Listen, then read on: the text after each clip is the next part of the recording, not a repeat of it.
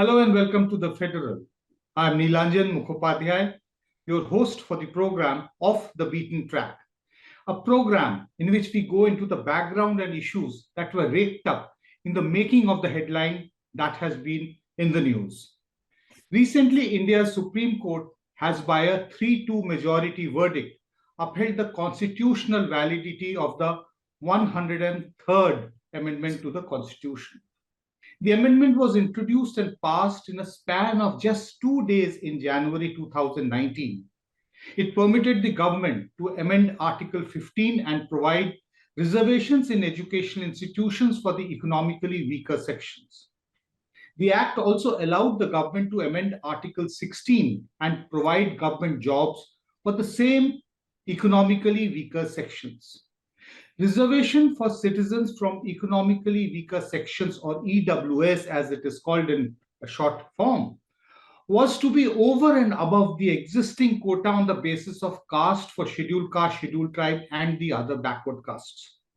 Those already entitled to existing quota could not avail the additional 10% for the EWS citizens.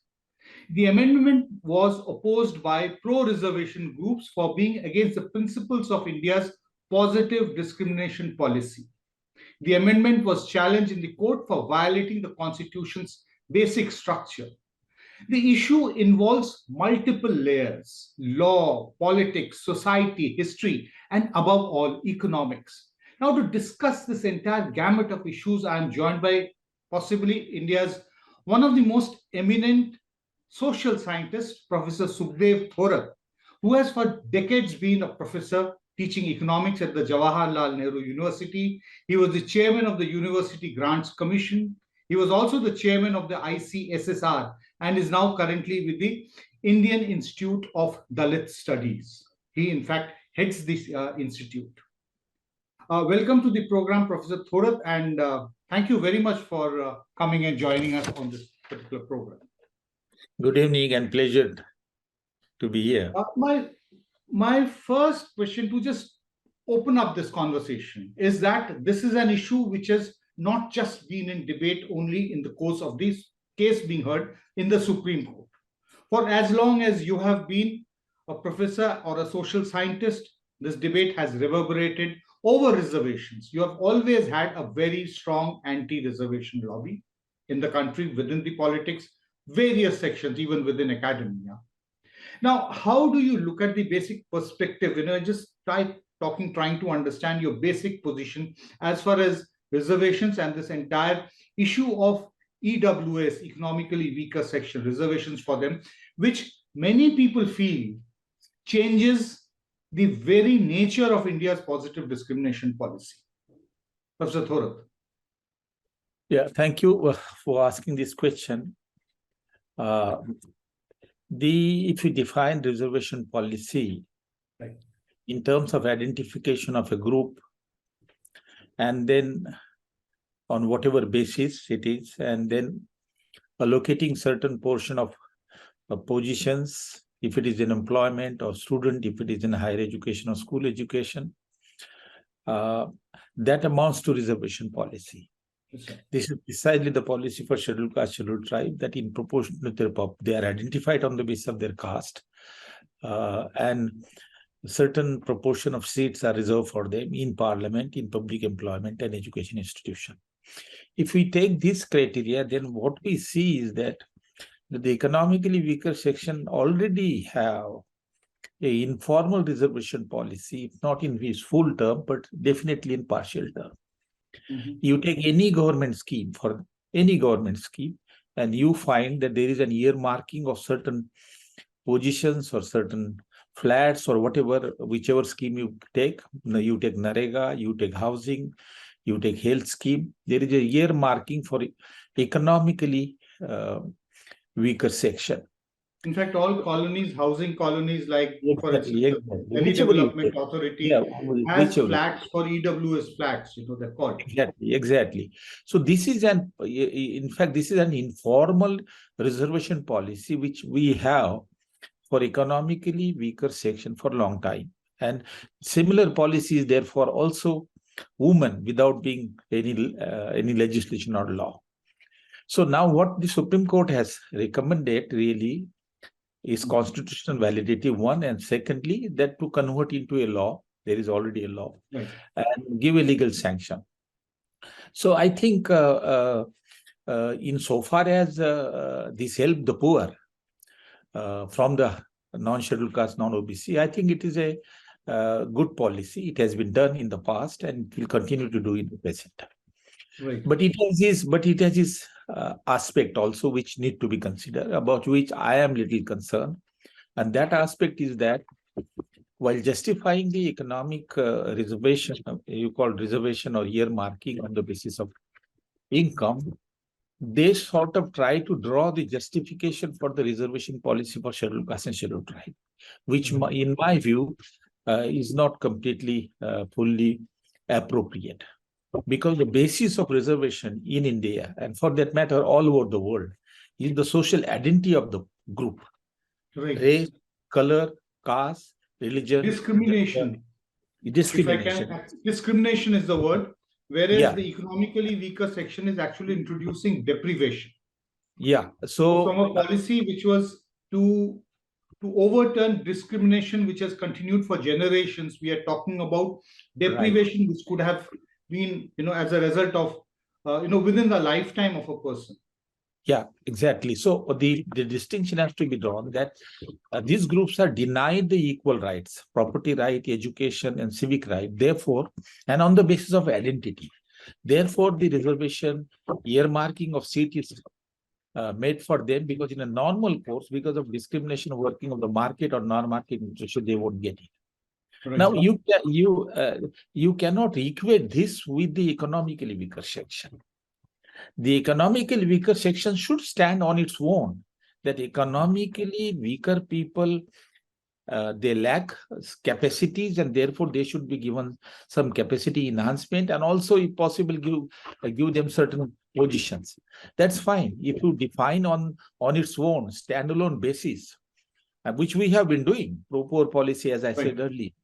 But to draw justification from the scheduled caste, scheduled tribe for the reservation for the EWS, I think will not be appropriate. It has its limitations, because what is happening is, if you look at the decision, is one part of it, but there are observations by some of the members, I won't name them, that they in fact some went to such a strong position that his decision will enable to remove the caste base for the reservation and bring the economic base for reservation, even for the scheduled caste and scheduled tribe. So you can see the counterproductive effect on the reservation policy.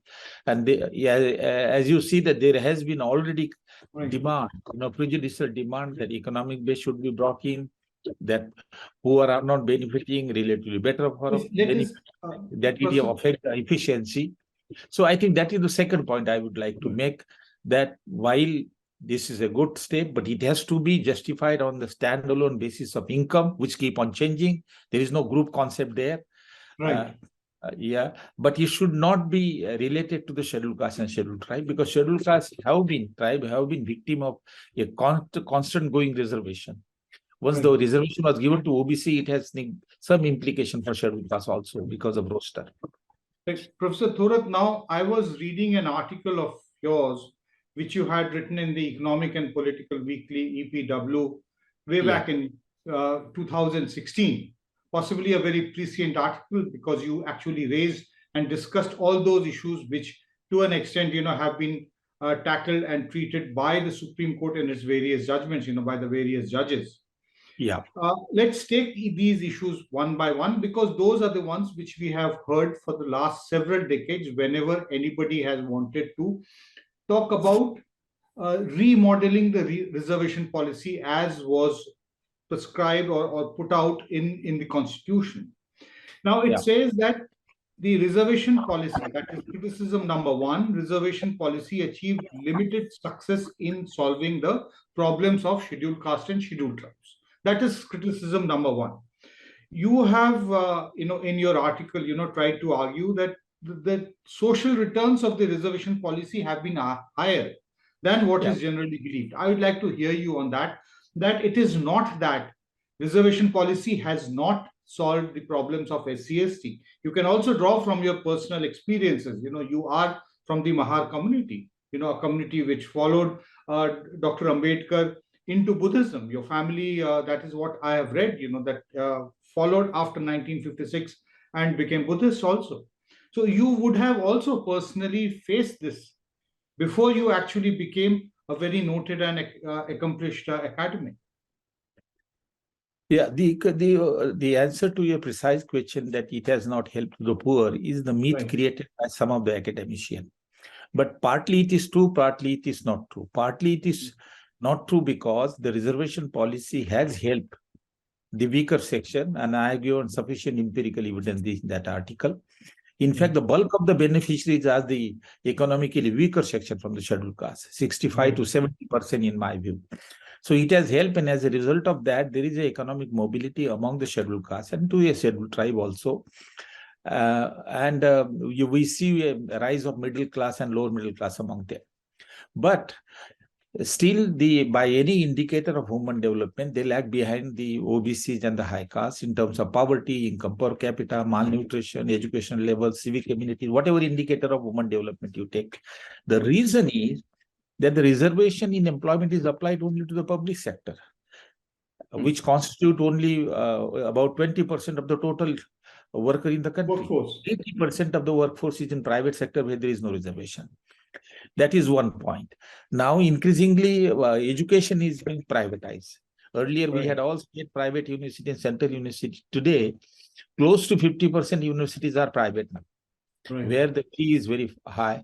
Now, there is no reservation there. The moment you privatize, there is a de-reservation. So students do not have reservation, faculty do not have reservation. So the point is that the reservation, which is a good source of mobility, is confined to a very tiny sector of the economy and education sector as such. In many other countries, the reservation began with private sector because it's precisely in the private sector there is a discrimination. I have done a study. There is another article in EPW. I will mention that article. Is that we have estimated the discrimination in public and the private in employment. And if you take a gap of scheduled caste and high caste, that gap, 50% of gap is because of discrimination, another 50% because of endowment factor, that you don't have land and all that. So private sector is the sector where discrimination is more. It is precisely here that the reservation should have been given. So if the poverty of the scheduled caste is higher than that of OBC and high caste, despite reservation, it is not because of reservation, it is because the scope of the reservation has been very narrowed down to a very, very small sector. So, but reservation policy has helped to a large section of poor people. It is a poor policy, pro-poor policy. I have given empirical data as such. So this is the myth created by the academician. The intention is something else because they see reservation encroaching their area, which they have enjoyed for thousands of years. That is the point. That if you give 15% to the scheduled caste, the 15% of the seat for the others get reduced. So that is a major concern. You are saying, that this is a myth created by the academicians. Now, in the 4 decades that I have been in the field of the media, as a journalist, not just academicians, but I've also come across a large number of political leaders across the political spectrum who have also given various arguments at a personal level and even in terms of, parties or organizations, questioning or wanting to reorient India's reservation policy. It has been argued also by a large number of people. And this is where it comes from the society. There is a constant pressure from what we call the upper caste anti-reservation group, that how long will this continue? After all, reservation was supposed to be for only 10 years, and this is going on indefinitely.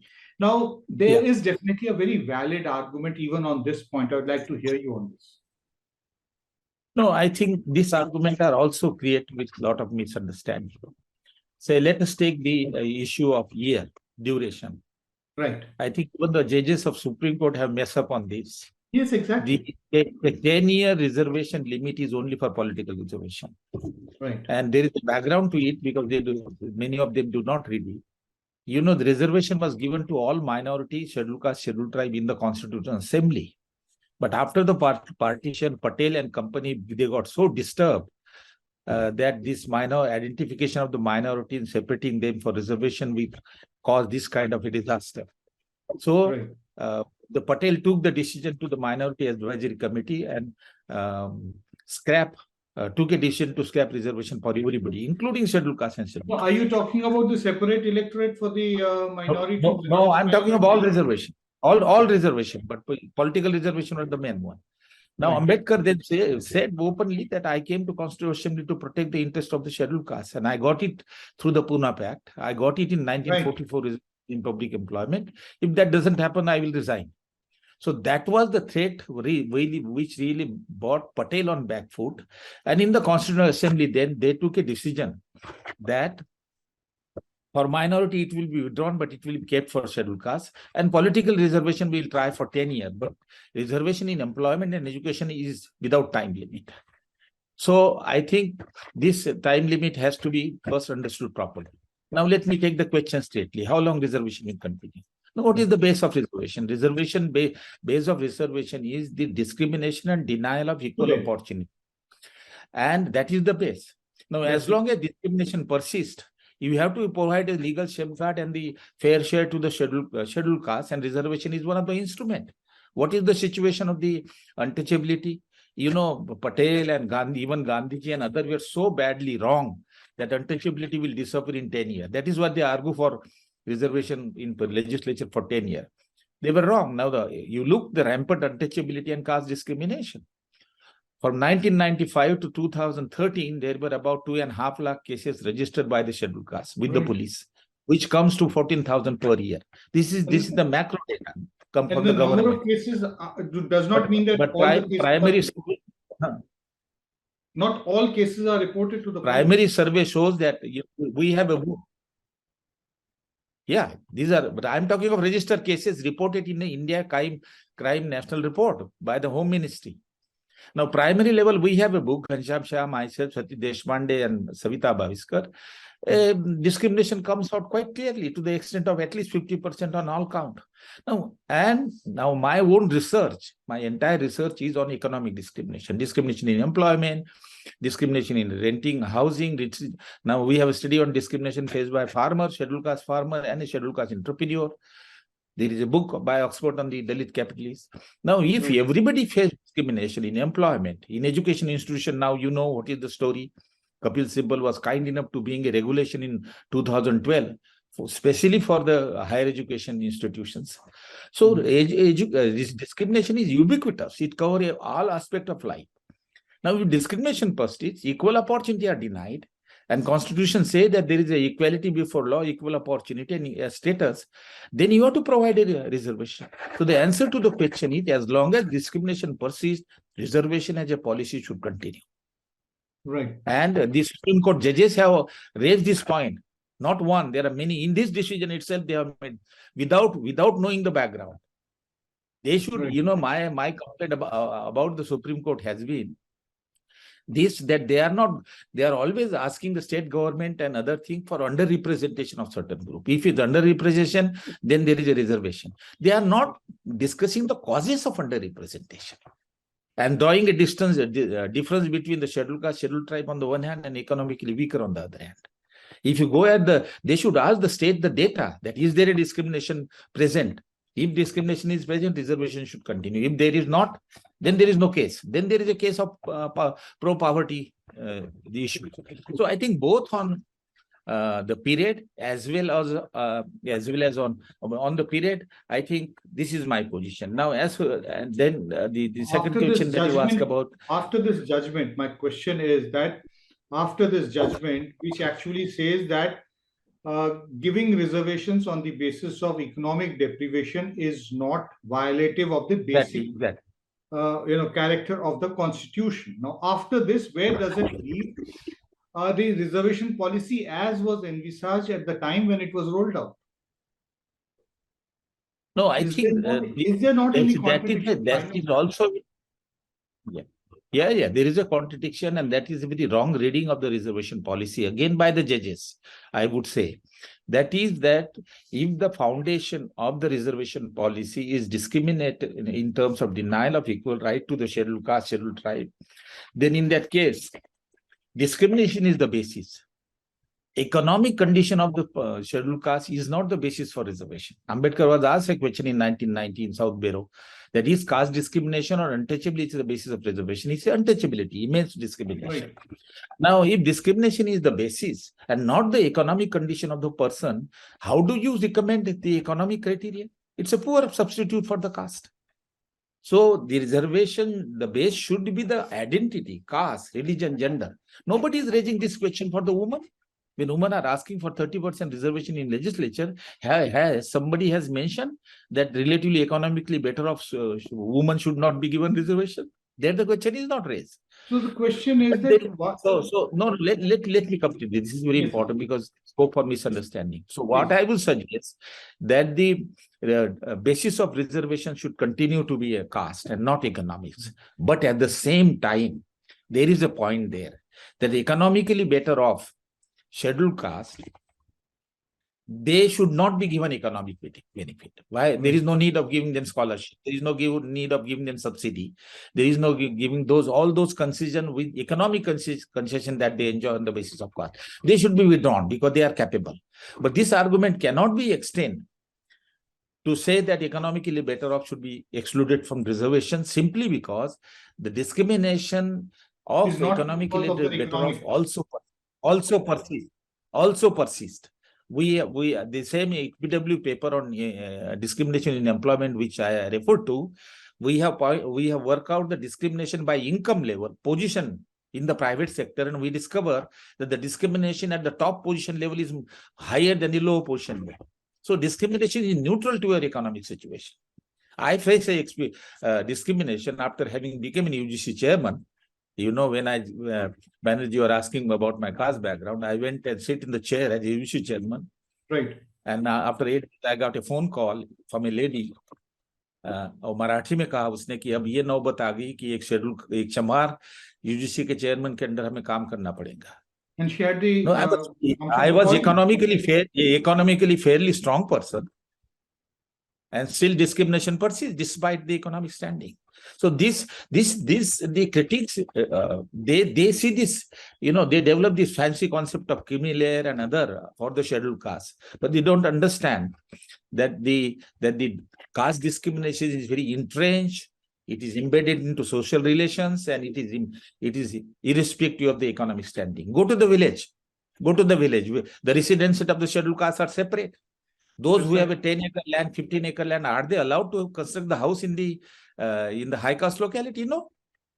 In Maharashtra, when the Latur earthquake was there, and Sharad Pawar had constructed the houses common for everybody, high caste refused. So Sharad Pawar has to construct the separate houses for the scheduled caste. The same case is Gujarat earthquake. Please go ahead.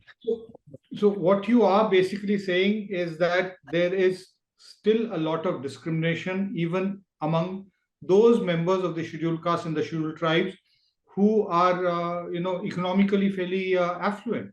So it continues. Absolutely. There is hardly any big section which can be called affluent or creamy. They are all basically middle class, lower middle class, and some section of a higher income class. They also suffered from discrimination. Right. But economic benefits necessarily should be withdrawn, but reservation. I'm trying to understand as to why has there been consistently a campaign within the political circles, within the political parties to get a reservation for the upper castes on the basis of economic deprivation. This has been going on for a long time. And finally, in 2019, when the government brought this bill, let me remind you that there was a political backdrop that at that particular time, the government and the ruling party was not politically very confident of being re-elected in 2019. Various other developments happened thereafter. That is why it became very easy. So this was taken essentially as a political strategy to ensure that the upper castes do not get disillusioned and move away from the ruling party of the time, which continues in power even now. Now, the point is that in the beginning, I have said that the poor from the upper caste need support, certainly. And if the government feels that they should also have some earmarking of the seat for them, that's fine. I am not saying that. But to call it but to draw a justification from the scheduled class and come and bring them on the parallel position is not correct.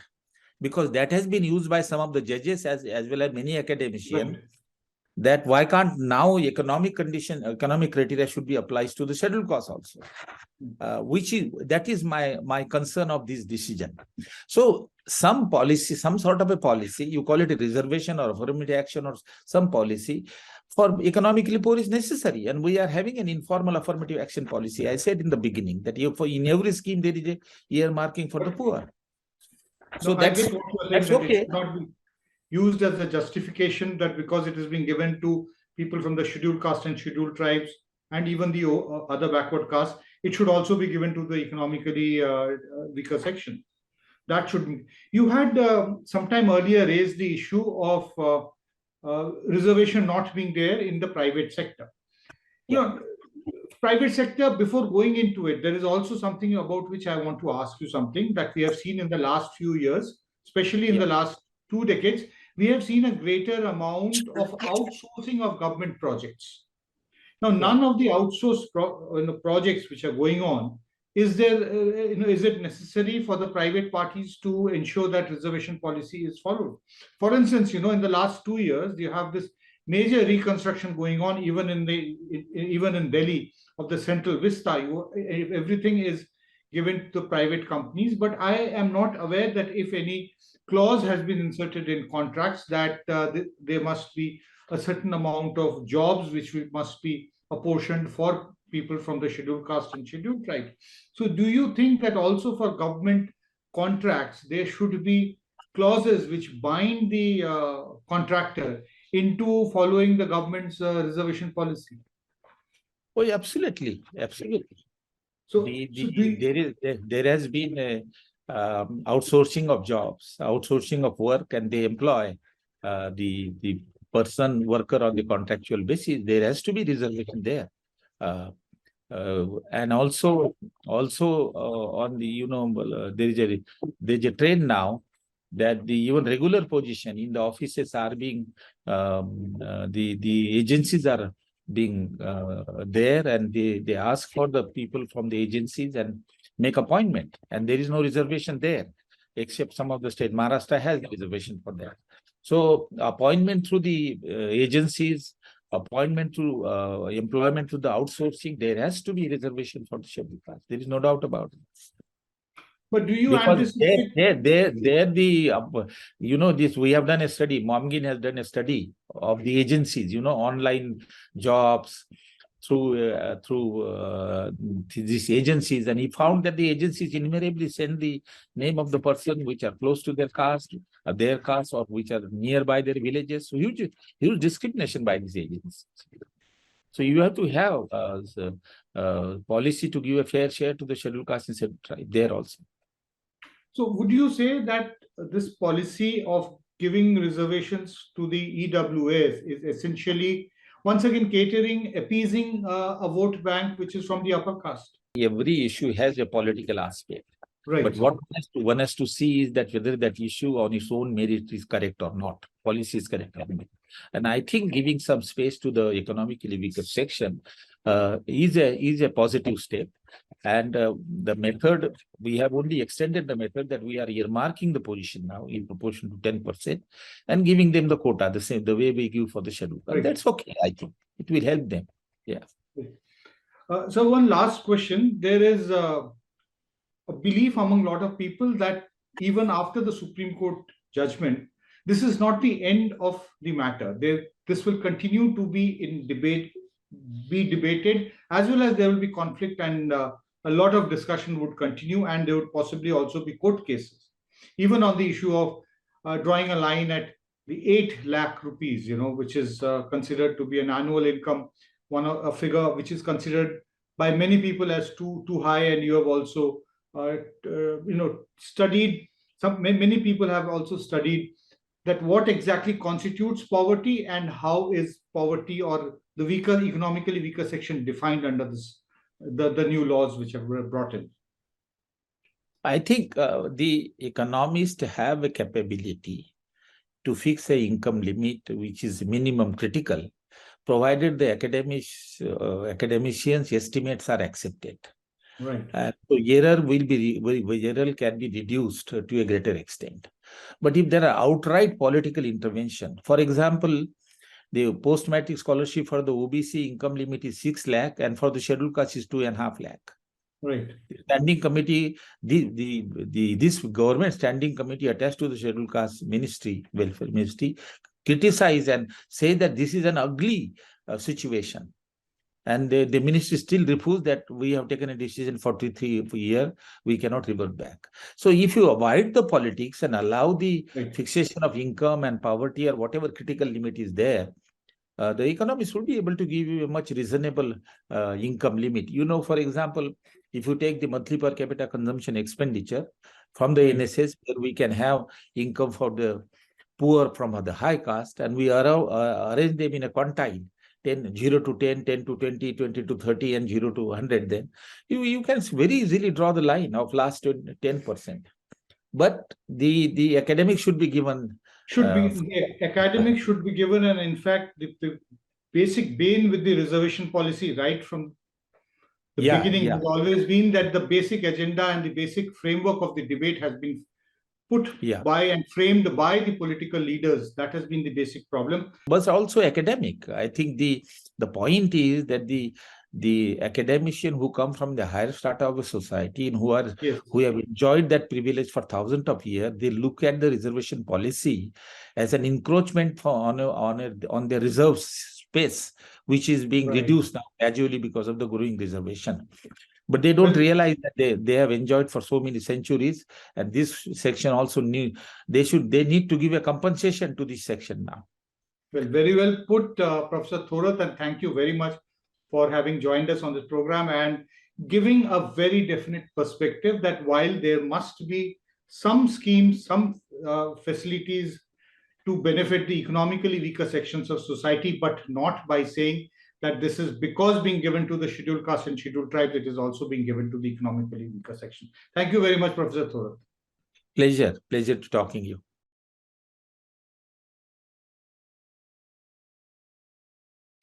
Subscribe to the Federal's YouTube page for more interesting updates.